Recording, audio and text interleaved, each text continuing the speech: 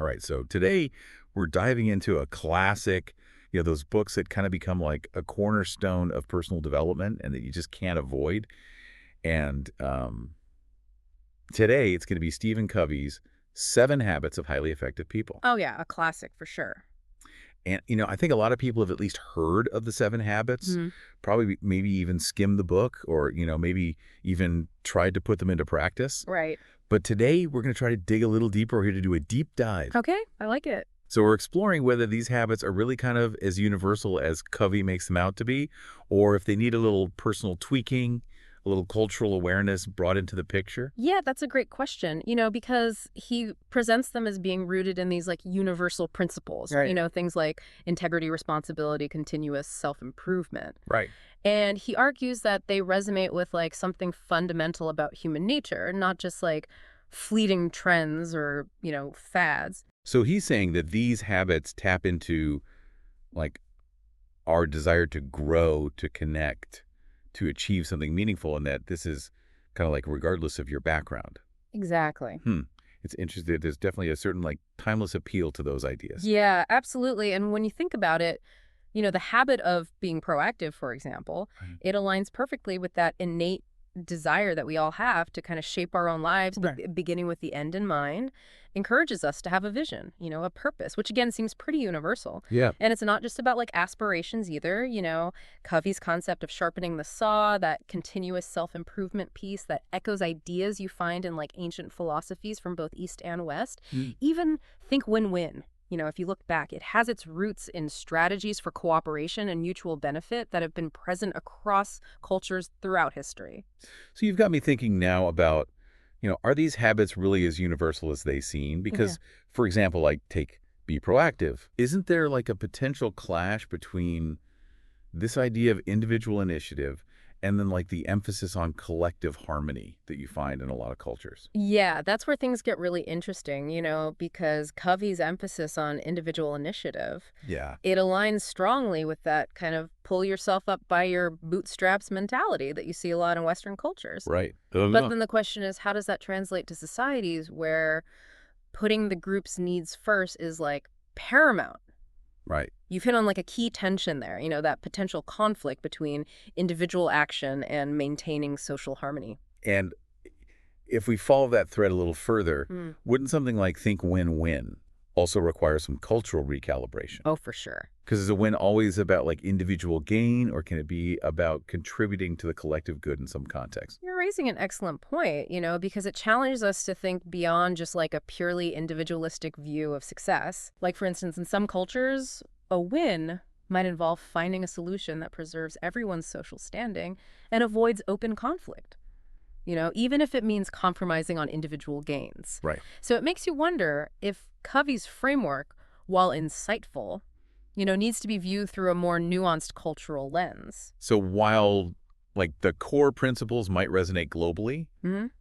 their expression and application could like vary greatly depending on the cultural context. Absolutely. It's not one size fits all. Precisely. It's like having a universal set of tools. Their effectiveness depends on the skill of the craftsman and the specific project at hand. Right. The Seven Habits provide a framework, but the true mastery lies in understanding how to adapt them to different circumstances. This reminds me of a time when I was working on this project, Yeah. and we had this team from a very different cultural background. Oh, yeah. And, we were all striving for that win-win, Right. but our definitions of what a win-win even meant were like worlds apart. What I perceived as a fair compromise, they saw as like losing face. It took a lot of, open communication, cultural understanding to bridge that gap. The classic lost in translation scenario. Yeah. It really highlights how even like seemingly straightforward concepts like win-win Right. can be interpreted so differently depending on, cultural norms and values. It definitely made me realize that cultural awareness, it's not just a nice to have. Right. It's essential for like truly effective collaboration and communication. Couldn't agree more. And it's not just about like avoiding misunderstandings either. Right. It's about leveraging those cultural differences to create something truly, innovative and synergistic. And that actually segues perfectly into another point I wanted to explore. Okay. So we've been talking a lot about like cultural context, Right. but what about individual personality? Mm. Do the seven habits work equally well for everyone, regardless of their temperament, or work style? That's a great question, and it's actually one that Covey himself acknowledges. While the principles behind the habits are meant to be universal, the application Yeah. can and should be personalized. Mm. Remember that analogy of the musical notes? Yeah. The same notes can create like vastly different melodies depending on the instrument and the musician's style. So it's not about rigidly following a set of rules. Right. It's more about understanding the underlying principles. Yeah. Yeah. And then figuring out how they translate best to your individual personality. Exactly. For example, someone who's like highly analytical, detail-oriented, Yeah. they might thrive on the structured approach of put first things first, using meticulous schedules and to-do lists. Right. But someone who's more like free-spirited and creative, Yeah. they might find that same rigidity stifling. Right. They might benefit from a more flexible approach, prioritizing tasks based on inspiration and flow state. That makes a lot of sense. Yeah. It's not about forcing yourself into a mold. Yeah. It's about finding ways to make the habits work for you. Precisely. And let's take another habit, like seek first to understand, then to be understood. Right. An introvert might excel at this through like deep listening and thoughtful written communication, Right. while an extrovert might shine in like a lively group discussion. Yeah. Both approaches honor the core principle of understanding, Right. but in ways that align with their natural strengths. So rather than viewing these habits as like a one-size-fits-all prescription, Right. it's about taking the time to understand your own personality, Yeah. your strengths, your weaknesses, Exactly. and then finding ways to tailor the habits to fit your individual style. That's a fantastic takeaway. It transforms the 7 habits from a rigid set of rules into like a personalized toolkit for growth and effectiveness. I'm starting to see how the true power of Covey's work lies not just in the habits themselves, Right. but in that invitation to engage in deep self-reflection Absolutely. and personalize these principles to fit our unique circumstances. Yeah. We're not just passively following a list. Right. We're actively shaping these tools to serve our own growth. And that's where the real magic happens, It's in that process of adaptation and personalization that these principles truly come alive and become catalysts for lasting change. It seems like the more we unpack these 7 habits, Yeah, the more layers of complexity and nuance we discover. right. It's definitely a lot more than just like a simple self-help formula. Indeed, and that's what makes it so fascinating. The 7 habits, while powerful, are not a magic bullet. Right. They require effort, introspection, and a willingness to adapt. Right. But that's also where their true value lies. Yeah. They offer a framework for like lifelong learning and growth, constantly inviting us to reassess, recalibrate, and evolve our approach to personal effectiveness. So we've explored the universal principles, Yeah. the cultural adaptations, Right. the importance of personalizing these habits. But there's one element we haven't touched upon yet, the practical application. Oh, right. How do we actually integrate these habits into our daily lives and make them stick? That's the million-dollar question, isn't it? It's Yeah. one thing to grasp these concepts intellectually, Right. but quite another to embody them in our day-to-day actions. So we've explored the universal principles, the cultural adaptations, the importance of personalizing these habits. But there's one element we haven't touched upon yet, the practical application. How do we actually integrate these habits into our daily lives and make them stick?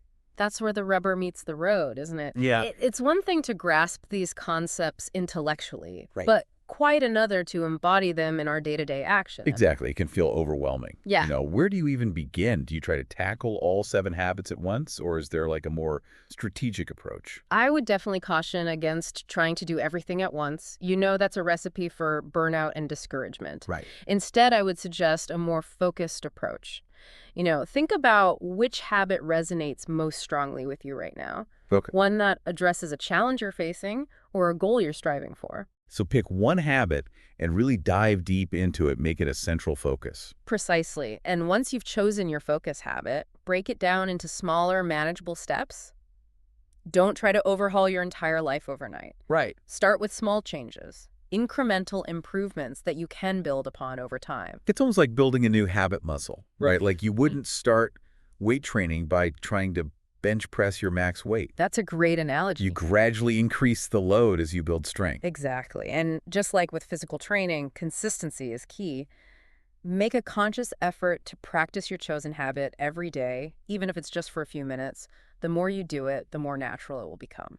And I imagine having some sort of accountability system helps too, whether it's a friend, a mentor, or even just a journal to track your progress. Oh, absolutely. Having someone or something to keep you on track can be incredibly motivating. Absolutely. We're social creatures by nature, and having that external support can make a world of difference. Yeah. Sharing your goals with someone you trust and asking them to check in on your progress can provide that extra nudge we all need from time to time. Well, this has been such an insightful deep dive.